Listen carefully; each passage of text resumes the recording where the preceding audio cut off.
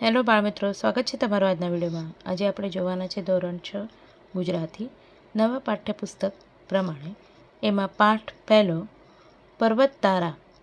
આ જે કાવ્ય છે એ સુરેશ દલાલે લખી છે, તો આપણે એમના વિશે જાણીશું। સુરેશ દલાલનો જન્મ થાણા મુંબઈમાં થયો હતો। એકાંત, તારીખનું ઘર, નામ લખી દઉં જેવા કાવ્ય સંગ્રહો તેમણે આપ્યા છે। તેમણે નિબંધો પણ લખ્યા છે।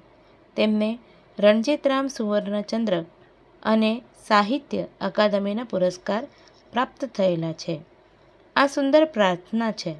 પ્રાર્થનામાં આવતા પર્વત, નદી, સરોવર, દરિયો, વૃક્ષો, સૂર્ય, ચંદ્ર, તારા, પ્રાણી, પક્ષી, જીવજંતુઓ વગેરે કુદરતના અંશનો મહિમા વર્ણવ્યો છે। અહીં કુદરતના સઘળા અંશોમાં ઈશ્વરને જુએ છે। ચલો તો આપણે આ કાવ્યની સમજૂતી મેળવીએ। પર્વત તારા પોળા ખંભા, સર્વર તારી આંખ, હે ઈશ્વર હું તને જોઉં છું ક્યાંક ક્યાંક ને ક્યાંક। તો અહીં કવિ કહેવા માગે છે કે કવિ ઈશ્વરને દરેક જગ્યાએ નિહાળી રહ્યા છે। તેઓ પર્વતમાં ઈશ્વરના ખભા અને સરોવરમાં ઈશ્વરની આંખો જોઈ રહ્યા છે। આગળ જોઈએ, સૃષ્ટિની રચના ઈશ્વરે કરી છે, માટે કવિ આવું કહી રહ્યા છે કે આપણને ઈશ્વર બધી જ જગ્યાએ જોવા। દરિયો તારું દિલ વિશાળું, વૃક્ષો તારી વાત, મેઘધનુષના રંગોમાં તું રમી રહ્યો રળિયાત। અહીં કવિ કહેવા માગે છે કે કવિને દરિયામાં ઈશ્વરનું વિશાળ હૃદય દેખાય છે, વૃક્ષોમાં ઈશ્વરની વાતો સંભળાય છે, મેઘધનુષના રંગોમાં ઈશ્વરની સુંદરતા દેખાય છે। તો અહીં એનો મતલબ એ થયો કે ઈશ્વરનું વિશાળ હૃદય જે દરિયા જેવું વિશાળ છે। વૃક્ષોમાં જાણે ઈશ્વર વાતો કરતો હોય, તો એ ખરેખર વાતો કરે છે તો ના, એ આપણને શું આપી રહ્યો છે? ઓક્સિજન આપી રહ્યો છે, જાણે એ આપણા માટે પ્રાણવાયુ કહેવાય। અને મેઘધનુષમાં રંગોમાં ઈશ્વરની સુંદરતા દેખાય છે।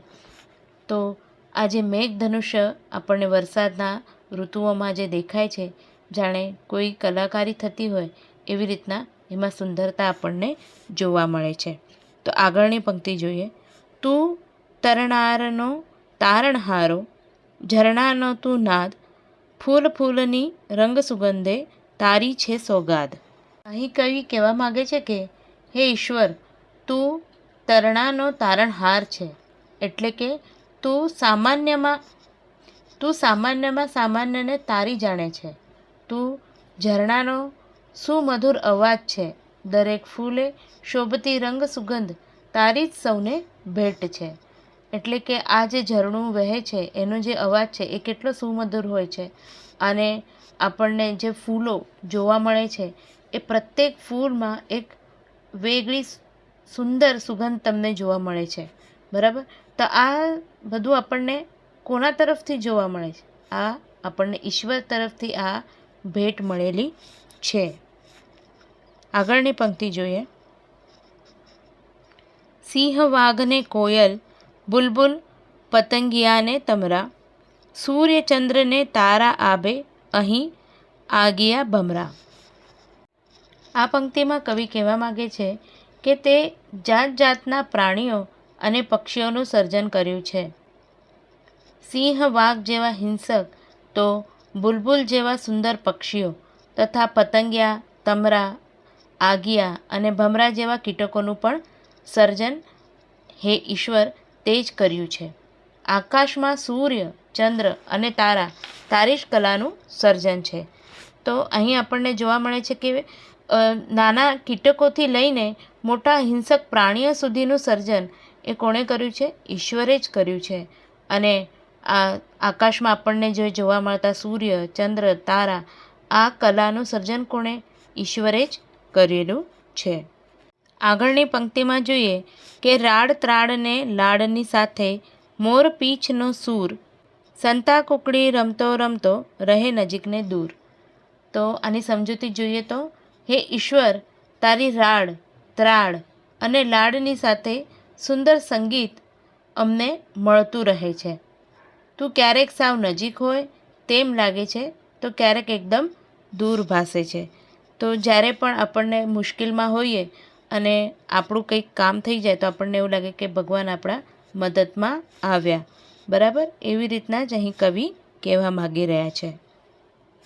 છેલ્લી પંક્તિ જોઈશું કે અજવાળાના કાંઠા વચ્ચે અંધારાની નદી વહે, એમાં મારી હોડીને આ કોણ હંકારે તું જ કહે. અહીં કવિ સમજાવવા માગે છે કે મારું જીવન એક હોડી જેવું છે. આસપાસ અજવાળાના કાંઠારૂપી સુખ છે તો અંધારારૂપી દુઃખની નદી પણ વહે છે. મને એ સમજાતું નથી કે તો પણ મારા જીવનને કોણ ચલાવી રહ્યું છે, તું જ કહે. તો આપણું જે જીવન છે એક હોડી સમાન છે અને એને ચલાવવાવાળા કોણ છે? ઈશ્વર છે. તો અહીં એ પૂછી રહ્યા છે કે મારા જીવનને કોણ ચલાવી રહ્યું છે? તો મારા જીવનને ચલાવવાવાળો ઈશ્વર તમે જ છો. તો આ સુંદર પ્રાર્થના તમને કેવી લાગી મને ચોક્કસથી જણાવજો. તો અગર તમને મારો વિડીયો સારો લાગે તો પ્લીઝ લાઇક, શેર અને સબસ્ક્રાઈબ જરૂરથી કરજો. અને સ્વાધ્યાયના પ્રશ્ન ઉત્તર હું તમને નેક્સ્ટ વિડીયોમાં જરૂરથી આપીશ. તો મળીએ નેક્સ્ટ વિડીયોમાં. Thank you.